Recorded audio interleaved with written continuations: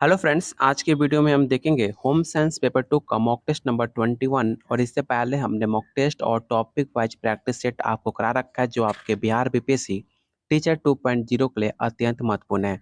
अगर आपने वो सारे वीडियो नहीं देखा तो आप जाकर वीडियो के प्लेलिस्ट में चेकआउट कर सकते हैं, जो आपके एग्जाम में काफ़ी ज़्यादा हेल्पफुल होगा।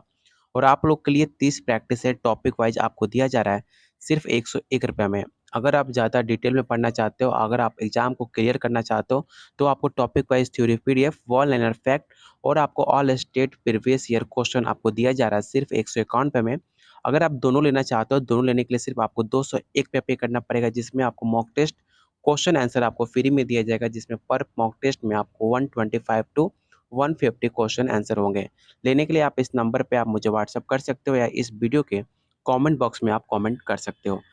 और जिन्होंने पहले से प्रैक्टिस सेट ले रखा हुआ है 101 रुपये में, अगर उन्हें टॉपिक वाइज थ्योरी पीडीएफ और मॉक टेस्ट चाहिए तो उन्हें एक्स्ट्रा 100 रुपये का भुगतान करना होगा और उनके व्हाट्सएप नंबर पे शेयर कर दिया जाएगा। चलिए शुरू करते हैं आज का पहला क्वेश्चन। और आज जो टॉपिक कवर करेंगे वो रहेगा बौद्धिक विकास वृद्धि, जो आपके पेपर में प्रीवियस ईयर क्वेश्चन में 1 से 2 सवाल पूछे गए थे, जो आपके एग्जाम में काफ़ी ज़्यादा हेल्पफुल होगा। पहला क्वेश्चन कह रहा है कि बुद्धि की क्रिस्टलाइज्ड बनाम फ्लूइड सिद्धांत किसके द्वारा प्रतिपादित किया गया था। आपने सीटेट 6 टू 8 में अगर आपने क्लास किया होगा, होम साइंस 11-12 में अगर आपने होम साइंस क्लास अच्छे से किया होगा, तो आपको पढ़ाया गया होगा बुद्ध सिद्धांत। और इसका आंसर क्या होगा आपको बताना है। इसका राइट आंसर ऑप्शन आपका सी हो जाएगा। बुद्धि की क्रिस्टलाइज्ड बनाम फ्लूइड सिद्धांत रैम्ड बी कैटल द्वारा प्रतिपादित किया गया था। इसे आप जरूर याद रखिएगा, ऑप्शन सी आपका राइट आंसर हो जाएगा। अधिगम का वक्र ग्राफ द्वारा प्रकट करना क्या कहलाता है।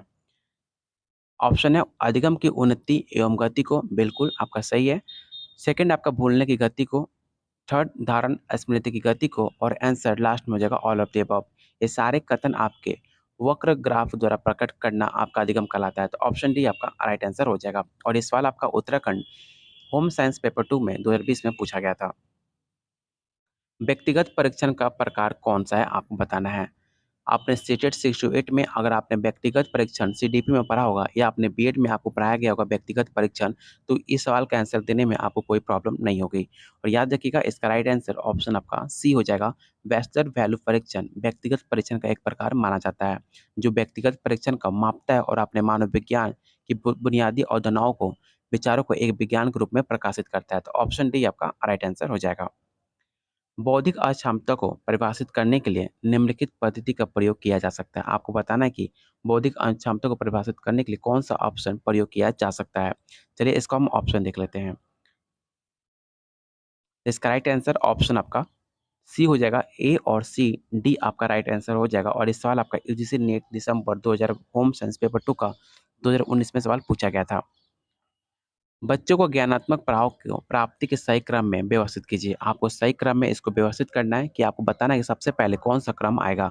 तो सबसे पहले आपका घोटक विचार आता है, उसके बाद आपका वस्तु स्थायित्व, और थर्ड पे आपका लंबाई संरक्षण, और लास्ट में आपका कल्पना खेल होता है। तो ऑप्शन आपका डी, ऑप्शन सी आपका राइट आंसर होगा। सॉरी, इसका आंसर ऑप्शन आपका सी होगा। सबसे पहले आपका बी होगा, कोई वस्तु अस्तित्व, जो कोई ऑब्जेक्ट होगा, सबसे पहले कोई ऑब्जेक्ट होगा, उसके बाद उसके बारे में आप कल्पना करोगे, और थर्ड पे उसकी लंबाई सेक्शन करोगे, और उसका लास्ट में आपका घोटक विचार आएगा। तो ऑप्शन सी आपका राइट आंसर हो जाएगा।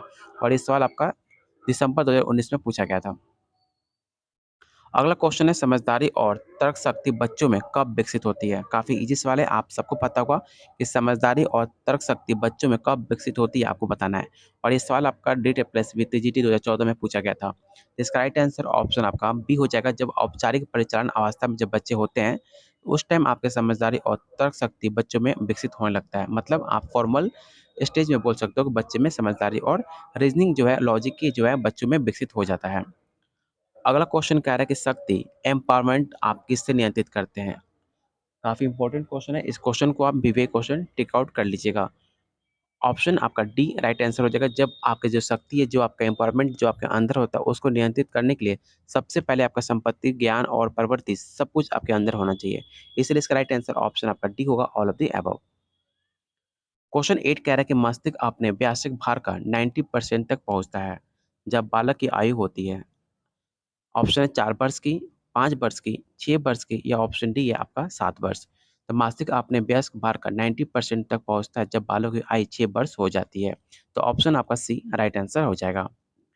त्रिबुद्धि मानक का आईक्यू क्या होता है? काफ़ी इंपॉर्टेंट क्वेश्चन है। इस क्वेश्चन को आप विवेक क्वेश्चन टिक आउट कर लीजिएगा और आपके होम साइंस पेपर 2 में पिछले साल पेपर में ऐसे सवाल पूछे गए थे। और याद रखिएगा जो बच्चे काफ़ी तीव्र होते हैं, जो काफ़ी एक्टिव होते हैं, जो उनको गॉड गिफ्टेड भी कहा जाता है, जिनकी बुद्धि 140 से अधिक होती है। तो ऑप्शन ए आपका राइट आंसर हो जाएगा। उष्टर बुद्धि के बच्चों में योनि परिपक्वता कब आती है? देर से आती हैं या सामान्य समय से पूर्व आती हैं या समय सामान्य पे आती हैं या ऑप्शन डी या उपरोक्त में से कोई नहीं। तो जो उष्ण बुद्धि के बच्चे होते हैं उनके यौन परिपक्वता जो है सामान्य पर्व से पहले आ जाती है। मतलब जो अगर किसी का डेवलपमेंट जो माइंड का एक टाइम पे होता है उससे काफ़ी पहले बच्चों में आ जाती है। तो ऑप्शन आपका बी राइट आंसर होगा। समय से पहले आना योनि परिपक्वता को कहलाता है उष्ण बुद्धि को। तो ऑप्शन आपका बी राइट आंसर हो जाएगा। बच्चों के बौद्धिक विकास का सही क्रम संबंधित किससे है? इसका राइट आंसर ऑप्शन आपका ए हो जाएगा, अतिरिक्त से निश्चित की ओर। ऑप्शन ए आपका राइट आंसर हो जाएगा। बुद्धि लाभ निकालने का फॉर्मूला क्या है? काफ़ी इजी सवाल है। आपने सीटेट में क्लास में किया होगा और ये पेपर आपके देख सकते हैं कि आपका बिहार टीजीटी 2013 और बिहार पीजीटी 2006 और आपका मध्य प्रदेश इंट्रेंस एग्जाम 2015 में पूछा गया था कि बुद्धि निकालने का फॉर्मूला क्या होता है। तो काफ़ी इजी सवाल है। आपको पता होगा बुद्धि निकालने का फॉर्मूला सबसे पहले 1912 में एस्टे ने दिया था, जिसका फॉर्मूला होता है MA = CA/100। तो ऑप्शन आपका डी राइट आंसर हो जाएगा। निम्नांकित में किसका प्रयोग करने से ज्ञान की स्मृति सबसे पहले प्रभावशाली होती है? काफ़ी इंपॉर्टेंट सवाल है और इस सवाल आपका बिहार पीजीटी 2013 में सवाल पूछा गया था होम साइंस पेपर 2 में। याद रखिएगा, सबसे ज़्यादा आपके व्यवहारिक अनुभव द्वारा प्रयोग कर से ज्ञान की स्मृति सबसे ज़्यादा प्रभावशाली मानी जाती है। तो ऑप्शन डी आपका राइट आंसर हो जाएगा। क्वेश्चन 14 कह रहा है कि प्रतिभाशाली बालक की बुद्धि लब्धि डैश से अधिक होती है। जस्ट मैंने अभी आपको बताया था कि जिसका बुद्धि 130 प्लस हो वो सबसे ज़्यादा बच्चा जो होता है वो प्रतिभाशाली माना जाता है। मतलब गॉड गिफ्टेड भी उस बच्चे को कहा जाता है जिसको 130 से ज़्यादा उनका आईक्यू होता है। तो ऑप्शन ए आपका राइट आंसर हो जाएगा। बुद्धि मापन का स्वीकृत परीक्षण बनाने वाला डैश प्रथम मानव वैज्ञानिक कौन था? ऑप्शन है बीने, ऑप्शन बी है बीने एवं टर्मन, या ऑप्शन थर्ड है थर्नडाइक, या ऑप्शन डी है थर्स्टन। याद रखिएगा इसका राइट आंसर ऑप्शन आपका ए हो जाएगा। बुद्धि मापन का अस्वीकृत परीक्षण बनाने वाला प्रथम मानव वैज्ञानिक बिने हुआ करते थे, जिसके 20वीं शताब्दी के प्रारंभिक वर्ष में बुद्धि मापन के इतिहास में सबसे अधिक महत्वपूर्ण विकास बिने मानते हैं। तो ऑप्शन ए आपका राइट आंसर हो जाएगा। मंद बुद्धि बालकों की वृद्धि लब्धि आयु किससे कम होती है? मतलब आपको ऐसे बच्चे के बारे में बताना है जिनकी बुद्धि लब्धि काफ़ी कम होती है। ऐसे बच्चे आपने देखा होगा जो काफ़ी जल्दी से नहीं समझते, काफ़ी लेट से समझते हैं, उन्हें समझाना पड़ता है। उन्हें चीज़ें समझने में काफ़ी दिक्कत होती है। ऐसे बच्चों का आईक्यू जो होता है वो 70 से आपका कम होता है या 70 होता है। तो ऑप्शन डी आपका राइट आंसर हो जाएगा। बालक का मानसिक स्वास्थ्य किस पर निर्भर करता है? परिवार पर, विद्यालय पर, या समुदाय पर, या ऑप्शन डी या ऑल ऑफ द अबव।